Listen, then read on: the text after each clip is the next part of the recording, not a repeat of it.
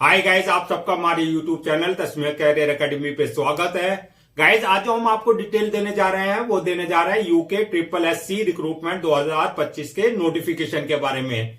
UK triple SC यानी कि Uttarakhand subordinate service selection commission ने ग्रुप सी की परमानेंट जॉब की 241 वैकेंसीज के लिए अपना नोटिफिकेशन जारी किया है। अगर आप भी इन वैकेंसीज के लिए अप्लाई करना चाहते हैं तो गाइज ये वीडियो आपके लिए बहुत ज्यादा इंपॉर्टेंट है, क्योंकि इस वीडियो में हमने पूरा डिटेल में बताया है कि क्या मिनिमम क्वालिफिकेशन मांगी गई है, क्या आपका सिलेक्शन प्रोसेस रहेगा, लास्ट डेट अप्लाई करने की कब है और ऑनलाइन जाकर के कैसे आपको रजिस्ट्रेशन और फॉर्मेलिटीज पूरी करनी होगी। तो गाइस पूरा वीडियो देखिएगा और साथ ही साथ में हमारे इस यूट्यूब चैनल को सब्सक्राइब कर लें, लाइक करें और ज्यादा से ज्यादा शेयर करें। तो गाइस सबसे पहले बात करते हैं इनकी ऑफिशियल वेबसाइट की। इनकी जो ऑफिशियल वेबसाइट है वो है www.triplesc.uk.gov.in, जहां पर जाकर के आपको रजिस्ट्रेशन और फॉर्मेलिटीज पूरी करनी होगी। रिक्रूटमेंट अथॉरिटी जो रहेगी आपकी यूके ट्रिपल एससी के थ्रू होगी, यानी कि आपका उत्तराखंड सब ऑर्डिनेट सर्विस सिलेक्शन कमीशन के थ्रू जो है आप एग्जाम के थ्रू जो है आपका सिलेक्शन प्रोसेस रहेगा। पोस्ट नेम की अगर बात करें तो ग्रुप सी की परमानेंट जॉब रहेगी, जिसमें आपका सुपरवाइजर की, टेक्निकल असिस्टेंट की, केमिस्ट की, लेबोरेटरी असिस्टेंट की, फॉरेस्ट इंस्पेक्टर की, इसके अलावा जो है अदर्स कई सारी पोस्ट आपकी रहेंगी। टोटल वैकेंसीज 241 वैकेंसीज रहेंगी। जेंडर की अगर बात करें तो मेल एंड फीमेल यानी कि man and women both can apply for these vacancies.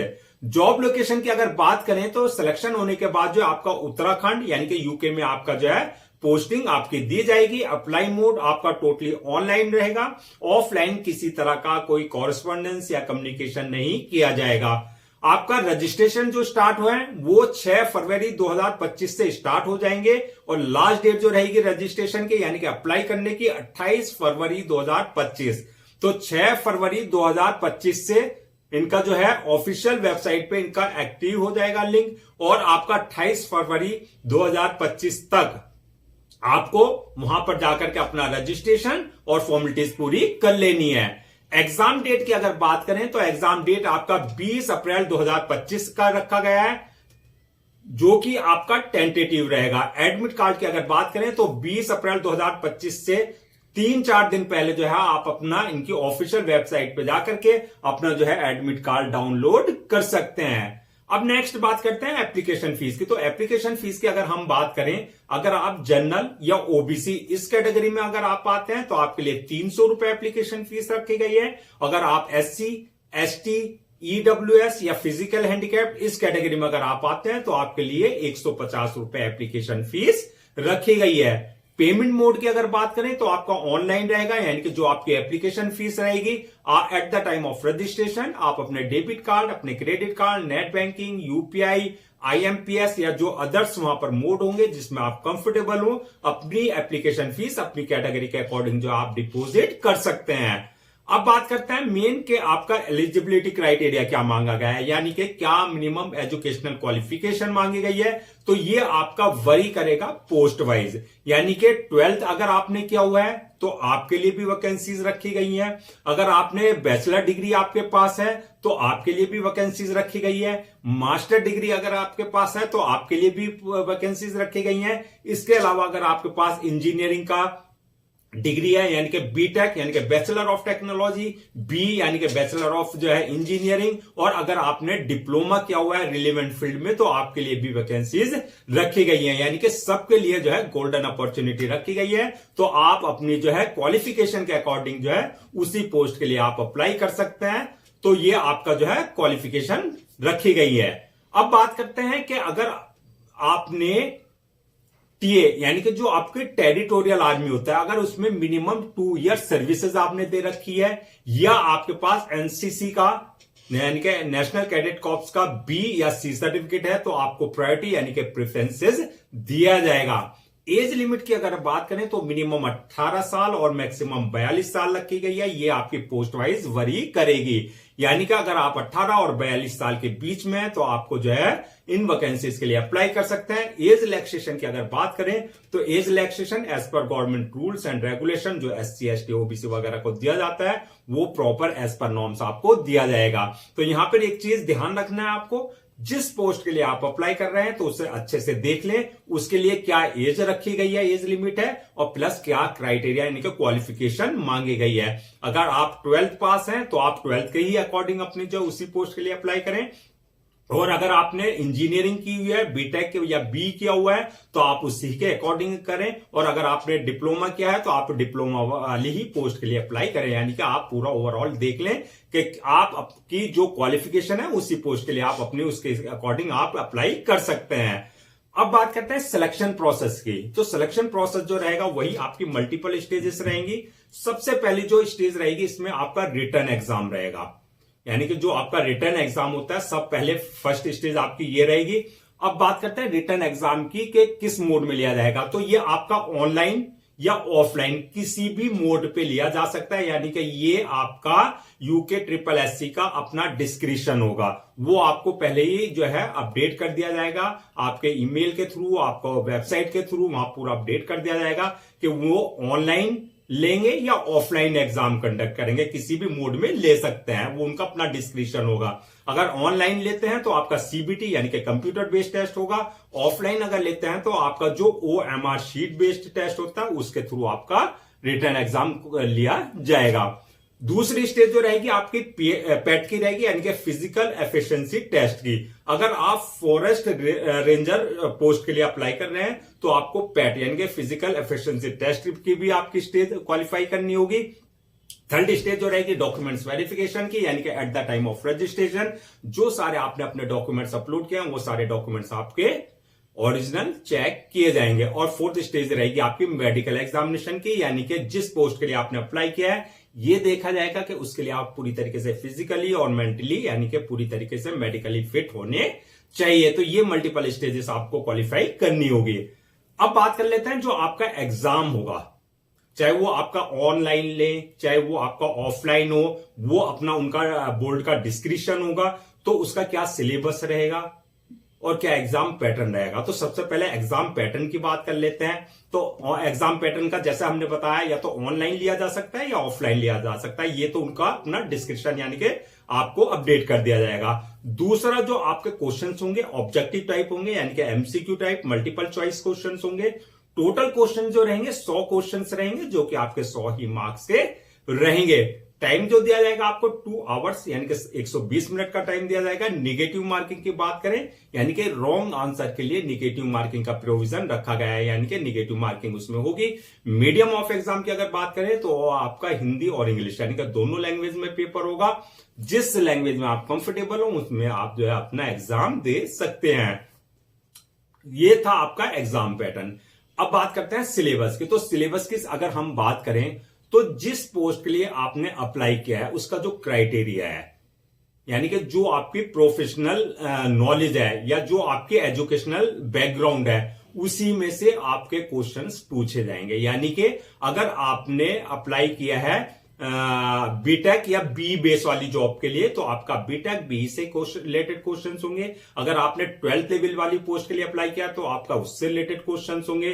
अगर आपने बैचलर डिग्री वाली पोस्ट के लिए अप्लाई किया तो आपका उसी से रिलेटेड क्वेश्चंस होंगे। अगर डिप्लोमा बेस पे आपने अप्लाई किया है तो आपके टेक्निकली वही उसी से रिलेटेड यानी कि जो आपका कोर्स है, जो आपका क्राइटेरिया है उस पोस्ट के लिए उससे रिलेटेड आपके क्वेश्चंस रहेंगे। यानी कि टोटल लगा करके आपकी जो प्रोफेशनल नॉलेज है यानी कि एजुकेशनल क्वालिफिकेशन है, एजुकेशनल बैकग्राउंड है, उससे ही रिलेटेड आपके क्वेश्चंस पूछे जाएंगे। अब बात कर लेते हैं सैलरी और अलाउंसेस की। तो सैलरी अलाउंसेस की अगर बात करें तो ये आपका पोस्ट वाइज वरी करेगा, यानी कि अलग अलग पोस्ट के लिए अलग अलग आपकी जो है सैलरी यानी कि आपका रहेगा। तो अगर बेसिक पे की बात करें तो मिनिमम जो है आपकी 19,900 से है, यानी कि जो स्टार्टिंग सैलरी है, और मैक्सिमम अगर बात करें तो आपका 1,42,400 तक आपकी सैलरी रहेगी। यानी कि आपका जो है यहां तक आपको अलग अलग यानी कि पोस्ट के हिसाब से ही आपको पैकेज यानी कि पर एनम आपको जो है अलग अलग सैलरी दी जाएगी। तो अलाउंसेस की अगर बात करें तो अलाउंसेस और अदर्स बेनिफिट्स की तो वो एज पर नॉर्म्स वो आपको जो है प्रॉपर जो एक एम्प्लॉय को दिए जाते हैं वो आपको प्रॉपर जो है अलाउंसेस प्लस अदर्स बेनिफिट्स वो आपको दिए जाएंगे। अब बात करते हैं अप्लाई करने से पहले क्या क्या आपको सारे डॉक्यूमेंट्स रखने हैं। तो डॉक्यूमेंट्स की अगर बात करें तो जो आपकी एकेडमिक क्वालिफिकेशन है वो, प्लस जो आपकी प्रोफेशनल क्वालिफिकेशन है वो, प्लस या आपने जो डिप्लोमा किया हुआ है वो, यानी कि जो आपकी अपनी क्वालिफिकेशन है, जिस पोस्ट के लिए आपने अप्लाई किया है, चाहे वो सेमेस्टर वाइज है आपके पास, चाहे वो ईयर वाइज है, आपकी मार्कशीट, आपके सर्टिफिकेट्स, वो सारे डॉक्यूमेंट्स आपको पहले से जो है स्कैन कॉपी करा करके रखने हैं। उसके अलावा जो है अगर आपके पास कोई एक्सपीरियंस सर्टिफिकेट है तो वो आपके पास होना चाहिए।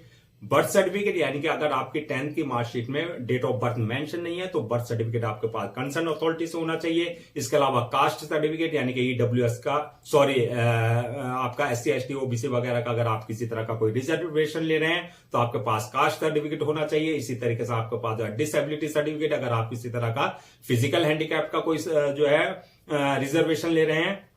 इसी तरीके से आपका इनकम सर्टिफिकेट, अगर आप EWS यानी कि इकोनॉमिकली वीकर सेक्शन का अगर आप किसी तरह का कोई रिजर्वेशन ले रहे हैं तो आपके पास जो है इनकम सर्टिफिकेट होना चाहिए। इसके अलावा आपका डोमिसाइल सर्टिफिकेट, इसके और ID proof, address proof, passport size photo, signature वगैरह, ये सारे डॉक्यूमेंट्स आपको पहले से रेडी रखने हैं। अब बात कर लेते हैं अप्लाई करने का क्या प्रोसीजर है। जैसे कि हमने बताया था, पूरा प्रोसेस जो रहेगा वो ऑनलाइन रहेगा, ऑफलाइन किसी तरह का कोई कम्युनिकेशन या कॉरेस्पॉन्डेंस नहीं किया जाएगा।